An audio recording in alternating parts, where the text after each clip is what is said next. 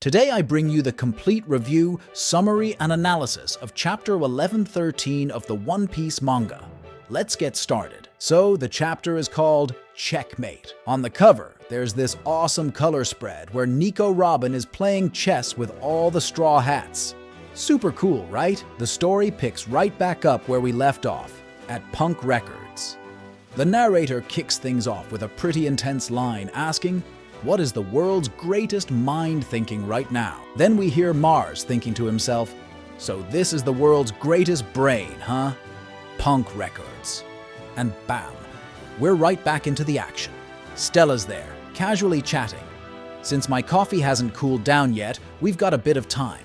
Is the streaming Denden Mushi hooked up?" And Shaka's like, "Yep, has been for like 30 seconds. Pythagoras adds that he's been broadcasting already and it's making everyone cringe. Cut back to Mars, who's all, "So it's true, huh? This is your real form? Your Vegapunk." While we see a tiny Mars compared to the huge brain of Old Man Punk, which is just massive and sitting in a water tank with cables everywhere. Mars gets all philosophical, staring at the head, asking, "What exactly is death to you? Where will your thoughts end up?" The Denden Mushi starts talking, and the broadcast continues. This video is about to connect with the whole world, whether they want to hear it or just stumble upon it. Everyone's got to know what's going on. Punk says, as we shift scenes to East Blue, to Usopp's Syrup Village. Oh, so the plot thickens. Over at Usopp's place, his little squad is buzzing because Kaya has this special Denden Mushi, right? And Mary's like, "The streaming Denden Mushi is huge." Kaya then drops that Vegapunk is pretty much a legend in world medicine. The kids are totally hyped to be hearing from someone so famous. Meanwhile, the Marines are all ears on the broadcast. Then we zoom over to the Twin Capes, where Crocus and Laboon are tuning into the broadcast too. Back in Baltimore, Vegapunk's hometown, folks are buzzing with pride and a bit of awe. Someone's like, "That guy was born here. He's the pride of Baltimore." Then another chimes in, questioning, "Was he the one behind the Baltimore Nightmare?" And someone corrects him. "Nah, that was Frankie, though he's now a ship over at the Torino Kingdom." People recognize that Chopper's there and are freaking out a bit for his safety, since Vegapunk can whip up weapons like nobody's business. And on Hachinosu, the pirates are squabbling because some of them want to tune into the message, while others couldn't care less. Quite the scene, huh? I remind you that if you want the Mugiwara to leave Egghead alive, you can send Dragon to help them through a subscription. I hope you don't betray our Nakama. And here we go. The transmission and Vegapunk's message kicks off. "Hello everyone, can you hear me?" As Vegapunk's message pops up on the screen, we're taken back to the outskirts of Egghead. "Hello, this is Dr. Vegapunk. Welcome world, welcome," he says. Meanwhile, Mars pulls out his Itsumaid form and smashes the transmission Denden Mushi, only to realize it was a decoy. Vegapunk doesn't miss a beat. "So, let's start the broadcast again. For real this time, here we go." People from all over the world start celebrating and getting ready to hear Vegapunk's message. Mars is losing it, totally out of control. The Gorosei snaps at him. "Damn it, Mars, the message hasn't stopped." Mars starts to say, "It's my fault. Vegapunk was..." But he gets cut off by other members of the Gorosei as we catch a glimpse of the outskirts of Egghead. Quite the roller coaster, huh? So they're all saying he took countless precautions to make sure the message wouldn't be stopped. We don't know what he knew or even less what he wants to tell the world, but York says he managed to investigate what happened in Ohara. So that means we can't act the same way we did with Clover. Are you trying to avenge Ohara, Vegapunk? As we see the silhouette of Clover being shot. Then, out of nowhere, Sanji shows up in the thick of the battle with Vegapunk's body slung over his shoulder. I can hear Bonnie screaming for help. "What the heck? What is that monstrosity?" he yells as he spots Nasjuro. "Jewelry, Bonnie. I won't let you have the military power of the Marines in your hands. It's out of the question," Nasjuro yells out.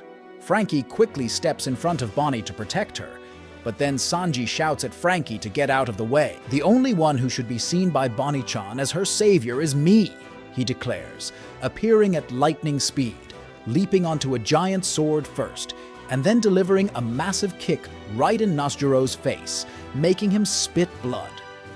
"Don't expect a fair fight from me, you old curse. That's how pirates fight," adds Sanji. Nasjiro pulls out his yokai form and transforms into a flame horse, biting Sanji in the chest, who screams in pain. Sanji, Bonnie, and the giant Kashi can't believe what they're seeing. Vegapunk's message continues, revealing he committed 2 sins. Kashi, along with Oimo, decides they need to attack. Stella's body goes flying, and Atlas catches it. Bonnie gets mad and yells, "Future distortion!" transforming her body into a giant and jumping onto Nasjiro, who looks back at her angrily. Vegapunk's message plays in the background, ominously saying, "As a result, this video is programmed to start either when I'm captured or when my heart stops." We shift to the Sabaody archipelago, where the locals are stunned, speculating that Vegapunk must have died, though they can hardly believe it since he was with the Straw Hats. Duval is visibly shocked. Then we head over to Germa 66, where Caesar Clown is in tears because he was supposed to be the one to bring down Vegapunk. Morgans, on the other hand, is frustrated because this type of streaming is killing newspaper sales. Vegapunk continues, "But I want all of you to listen to this message and understand. Anyone who wants to judge me, I won't label them as bad. I won't argue about what is good and what is evil. I also don't understand much about him to do this." As we see how Saturn has ascended the cloud of punk records. "Vegapunk, get out of my way, I don't have time to waste on you," yells a voice, causing Nico Robin to gasp and say, "This voice," leading us into a flashback from Ohara. I see, this is a very curious theory. Back to the present. Nico Robin, the foolish woman that Aokiji failed to eliminate. "What an idiotic man," says Saturn as Robin exclaims. "He's one of the elders of the Gorosei." Nami is shocked by Saturn's words and yells that they all need to protect Robin at all costs, while Saturn responds, "Get out of my way, insects!" launching a brutal attack with his sharp spider legs as everyone shields Robin, especially Nami with Zeus. Vegapunk's message continues. "What I'm about to tell you now might be hard to believe. Maybe some of you will laugh at me." Mars curses. "Damn, this isn't right. There are tons of broadcasting Dendenmushi near the lab. Isn't there a single signal?" York mutters to herself. Think, this is your chance to become a Tenryubaito and it's slipping away." "I'm Vegapunk too. Where would I hide it?" the message goes on. "But everyone has the right and the obligation to know the truth." Mars shouts, "And if I destroy all the Fabrio phase?" To which Saturn replies that he can't do that, not because of the marine ships or other people around, while Warcurry adds, "If you do that, we won't be able to produce energy for Mother Flame ever again." Vegapunk declares, "The time has come. I will start with the conclusion.